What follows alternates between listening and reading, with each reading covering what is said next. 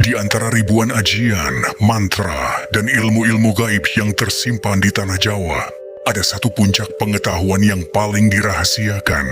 Sebuah ilmu yang disebut sebagai induk dari segala ilmu, sebuah kauruh kasampurnan, atau ilmu kesempurnaan, yang menjadi ujung akhir dari segala pencarian spiritual. Ilmu itu bernama Sastra Jendra Hayuningrat Pangruating Diu. Namanya sendiri menyimpan 3 kunci agung. Sastra Jendra adalah ilmu atau sastra rahasia yang bersifat gaib. Hayuningrat adalah ilmu keselamatan untuk segala sesuatu di alam semesta. Dan Pangruating Diu adalah kekuatan untuk meruat atau melebur sifat-sifat angkara murka, sifat raksasa yang bersemayam di dalam diri kita. Malam ini, kita akan memberanikan diri untuk membuka sedikit tabir dari ilmu adiluhung ini.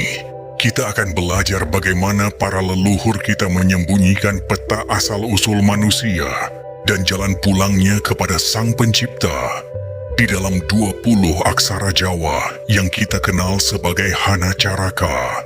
Hong Wilaheng, Rahayu, Rahayu, Rahayu Sagung Dumadi. Assalamualaikum warahmatullahi wabarakatuh. Selamat datang kembali di channel Raja Mantra. Channel yang akan selalu setia menemani Anda menyingkap kearifan kuno warisan Nusantara.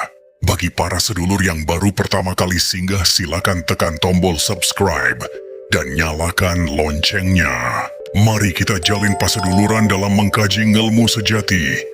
Para sedulurku yang dimuliakan Gusti, Sastra Jendra adalah ilmu yang begitu luas, dalam, dan multidimensi, sehingga tak akan habis diuraikan hanya dengan kata-kata.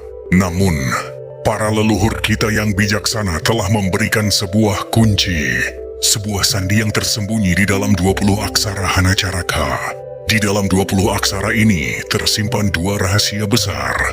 Rahasia pertama, jika kita membacanya secara urut dari aksara pertama H hingga aksara terakhir Nga, maka kita sedang membaca sebuah kitab tentang Gumelaring Dumadi, yaitu rahasia tentang asal-usul atau terciptanya manusia dari percikan cahaya Tuhan hingga menjadi wujud raga di dunia.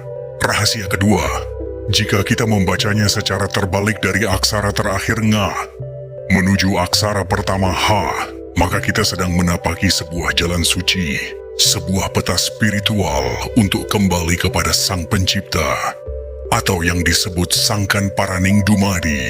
Inilah inti dari Pangruating Diu, yaitu proses meruat diri tahap demi tahap, aksara demi aksara untuk kembali ke asal yang maha suci. Perjalanan spiritual ini adalah tentang memindahkan fokus kesadaran kita dari yang selama ini terjebak dalam hiruk-pikuk badan kasar.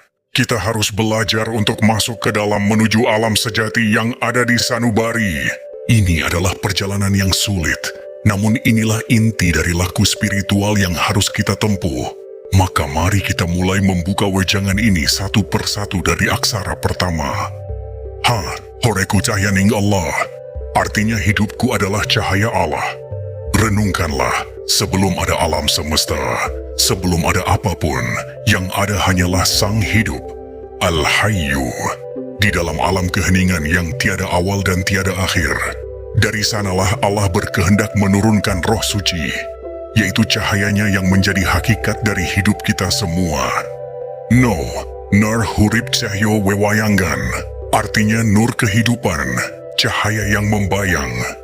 Kehidupan kita ini adalah kandang dari nur, atau cahaya ilahi, yang memancar samar-samar, seperti bayangan.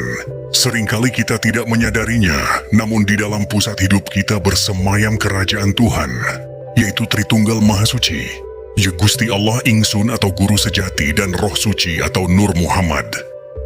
So, Cipta Rasa Karsa Kuwasa, artinya, nur kehidupan itu kemudian memberi daya kepada rasa sejati atau sir, yang menjadi sumber dari segala kuasa. Rasa sejati inilah yang kemudian menghidupkan sukma, yang mewujudkan adanya cipta. Roh, rasa kuasa Tetunggaling Pangre, artinya, rasa yang berkuasa menjadi satu-satunya pengendali. Rasa sejati inilah yang memberi daya hidup kepada sukma, sehingga sukma mampu menguasai kelima nafsu, atau sedulur papat kalima pancer. Ko, karsa kuasa tanpa niat, artinya karsa, atau kehendak yang berkuasa, tanpa didasari niat pamrih. Kuasa agung yang sejati didasari oleh kasih yang tulus, tanpa keinginan apapun yang tujuannya hanyalah untuk menebar kebaikan dan keselamatan bagi seluruh jagat raya, atau memayu hayuning bawono. Dumadikang kinarti, artinya menjadi ada dengan membawa sebuah rencana atau maksud. Ini adalah tentang kehendak Allah dalam menciptakan manusia dan seluruh alam semesta, yang semuanya diciptakan sesuai dengan rencananya yang agung. Tetep jumeneng ing zat kang tanpa niat, artinya tetap berada di dalam zat yang tanpa niat. Hidup sejati kita sesungguhnya menyatu di dalam zat Tuhan yang Maha Suci.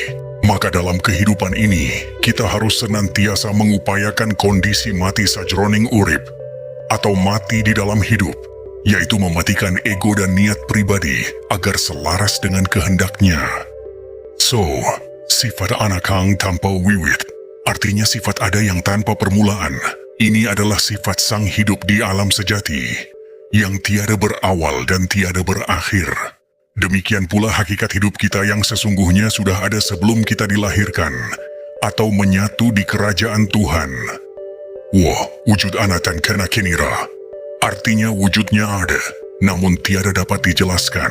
Ini menerangkan keadaan Tuhan yang serba samara, tiada berupa, tiada bersuara, bukan lelaki, bukan perempuan, tak terlihat, tak tersentuh. Lalialing watseni, artinya lupa dan ingat adalah batasannya.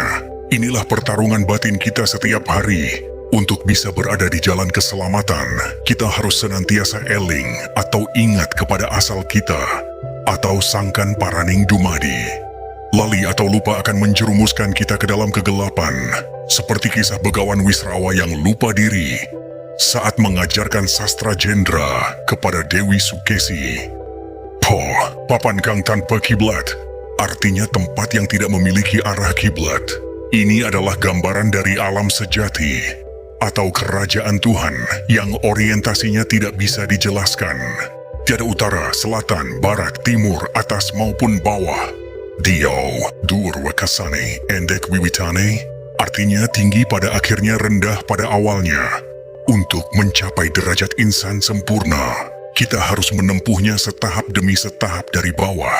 Sebelum mencapai sembah rasa, kita harus melalui sembah raga dan sembah kalbu. Jumbuh ing kawula lan Gusti, artinya bersatunya antara hamba dan Tuhannya. Inilah tujuan dari kesempurnaan hidup, yaitu manunggalnya kawula Gusti. Seperti sebilah keris yang menyatu sempurna di dalam warangkanya. Untuk mencapainya, tuntunan dari guru sejati yang ada di dalam diri menjadi sangat penting. Yen rumangsa tanpa karsa, artinya jika sudah merasa tanpa kehendak pribadi, jalan untuk menyatu dengan Tuhan hanya bisa ditempuh dengan sikap lila legawa, pasrah, dan narima kepada kehendaknya, yang didasari oleh rasa kasih yang tulus tanpa pamrih. Nyata tanpa mata, ngerti tanpa diulang, artinya melihat tanpa mata, mengerti tanpa diajari.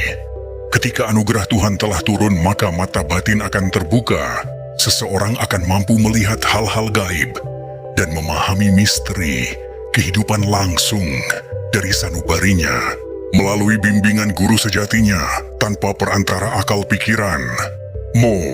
Mati bisa bali, artinya mati bisa kembali. Matinya raga hanyalah kembalinya 4 anasir ke asalnya.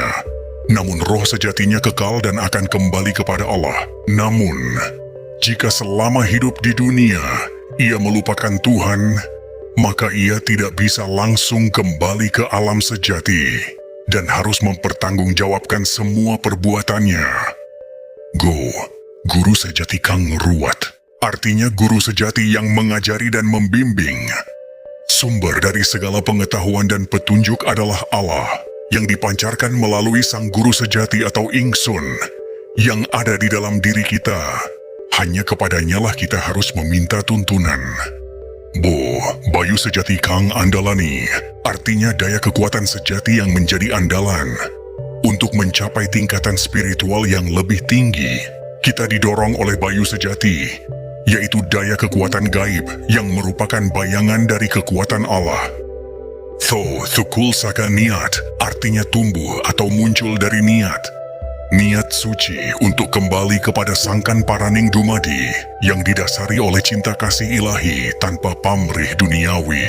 Ia adalah awal dari tumbuhnya kesadaran sejati. Go, ngerajut busana nira manungsa, artinya merajut atau menyatukan seluruh pakaian kemanusiaannya. Pakaian ini adalah sedulur papat dan saudara-saudara gaib lainnya. Semuanya harus kita kuasai, kita satukan dan kita harmonikan, agar tercapailah kesempurnaan hidup dan kemuliaan hidup yang sesungguhnya. Para sedulurku, demikianlah wejangan agung yang tersembunyi di dalam 20 aksara Jawa. Sebuah peta lengkap yang menunjukkan dari mana kita berasal dan bagaimana cara kita untuk kembali.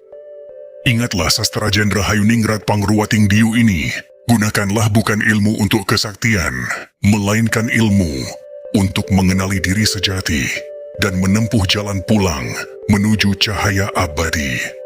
Renungkanlah setiap makna yang terkandung di dalamnya. Semoga kita semua senantiasa dibimbing oleh guru sejati kita masing-masing. Terima kasih telah menyimak hingga akhir. Berikan kisah dan pengalaman para sedulur di kolom komentar. Dan tunggulah pembahasan terbaru dari kami. Terima kasih. Rahayu, Rahayu, Rahayu.